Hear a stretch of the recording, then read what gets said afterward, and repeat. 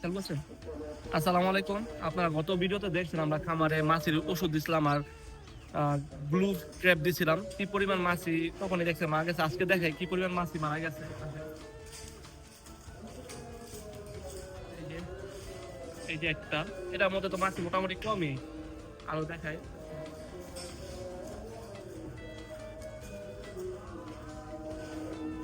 এই যে দেখেন, এটার মধ্যে মনে হয় যে মিনিমাম 1000 মাছি আছে।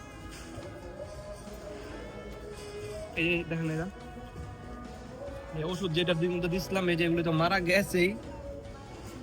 আর এই যে দেখেন, এগুলি ফালাই দিছি এখানে। এই যে এগুলি আমার হাতের সাথে কিছু, এই যে দেখেন এগুলো সব মাছি, তারপরও মাছি কমতেছে। তো হয়তো আজকে আবার আমরা ওষুধ দিব, আরো 2-3 দিন মারলে মাছিটা কন্ট্রোলে আসবে, কারণ এখন সিজন দিয়ে মশা মাছি। আমরা চেষ্টা করতেছি মশা মাছি যতটুকু কমানো যায়। এই যে দেখেন, একটা গরুরও শান্তিতে থাকতে দিতেছে না, এত মাছি মারার পরও মানে মাছিটা পুরো খাওয়া। তো আজকে আমরা আবার ওষুধ দিব, দেখা যাক কি হয়। আলহামদুলিল্লাহ, আমাদের যে ঘাসগুলা ছিল বড় ঘাসগুলা এখন আলহামদুলিল্লাহ আজকে থেকে কাটা শুরু হয়ে গেছে। যেহেতু আজকে প্রচুর পরিমাণ বাতাস ছিল, আর এই বাতাসে কিন্তু আমাদের যে ঘাসগুলো একটু বড় ছিল সেই ঘাসগুলো কিন্তু বাতাসে একদমই ফালাই দিছে। তো ভাবলাম যেহেতু ঘাসগুলো কিছুটা বড় হয়েছে, আজকে থেকে আমরা বড় ঘাসগুলো কাটা শুরু করে দিব। তো আমরা আজকে থেকে কিন্তু বড় ঘাসগুলো কাটা শুরু করছি। আর এদিকে খামার আসার পরে দেখতে পাচ্ছেন আমাদের যে তিলি ছিল ওটা কিন্তু আমরা প্রথমে কিনে আনছিলাম, তারপর ওর জন্য একটা মেল কিনে আনছিলাম, তারপরে ওই মেল থেকে একটা বাচ্চা হয়েছিল, একটাই বাচ্চা হয়েছিল, সেগুলোও বড় হয়ে গেছে। এখন কিন্তু টিলি কিন্তু দ্বিতীয়বারের মতো মা হয়েছে, ও কিন্তু 8টা বাচ্চা দিছিল, এর মধ্যে 3টা বাচ্চাই মারা গেছে। কিন্তু এখন বাকি যে বাচ্চাগুলো আছে মাশাল্লাহ খুবই ভালো আছে, খুব অ্যাক্টিভ আছে, হেলথও খুব ভালো। যেহেতু একসাথে 8টা বাচ্চা দিয়েছে, সবগুলো বাচ্চাকে পরিপূর্ণভাবে দুধ খাওয়াইতে পারে না, এই কারণে কিন্তু 3টা বাচ্চাই মারা গেছিল।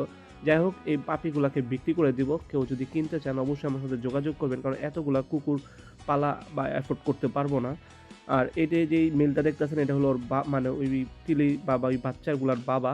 আর এই যে পাশে যে ফিমেলটা দেখতেছিলেন ওটা হলো যে আমাদের প্রথম যে বাচ্চা হয়েছিল ওইটা।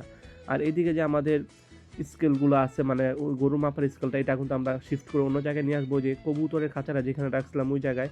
আর এই জন্য এখানে কিন্তু মানে ডালাই করে পাকা করে দিতে হবে, কারণ সমতল জায়গায় না রাখলে কিন্তু পরিপূর্ণভাবে সঠিক মেজারমেন্ট দিবে না। যাই হোক, এই কাজগুলো আপনারা কালকে দেখতে পারবেন।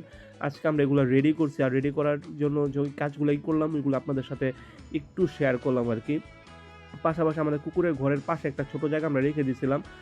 আমাদের আগে থেকে প্ল্যান ছিল যখন গরু কুকুর আরেকটা বাড়বে তখন আমরা এগুলোকে আলাদা করে রাখবো, কারণ একসাথে রাখলে একটু মারামারি করার। এইদিকে দেখতে পাচ্ছেন যে স্কেল যেটা ছিল একদমই মানে জং পরে অবস্থা খারাপ হয়ে গেছিলো, এটাকে আমরা মানে ঘুষে মজা দিতে আসি, কালকে এটাকে আমরা রং করে দিব। আর এইদিকে আমার কিন্তু অনেক এক্সপিরিয়েন্সের মধ্যে কিন্তু এই এক্সপিরিয়েন্সটা বাকি ছিল, মানে গ্যান্ডিং মেশিন দিয়ে কোনো কিছু গ্যান্ডিং করা। তো আজকে সাহস করে ধরেই ফেললাম, পরে দেখলাম যে না, হামরি কষ্টের কিছু না বা ভয়ের কিছু না, করে ফেলছি। খামার বা এরকম শৌখিন হলে এরকম অনেক কাজই নিজের করতে হয়, কারণ এইসব ছোটোখাটো কাজের জন্য, সামান্য কাজের জন্য কিন্তু অনেক সময় লোক পাওয়া যায় না, তাই বাধ্য হয়ে নিজেই করে ফেলি।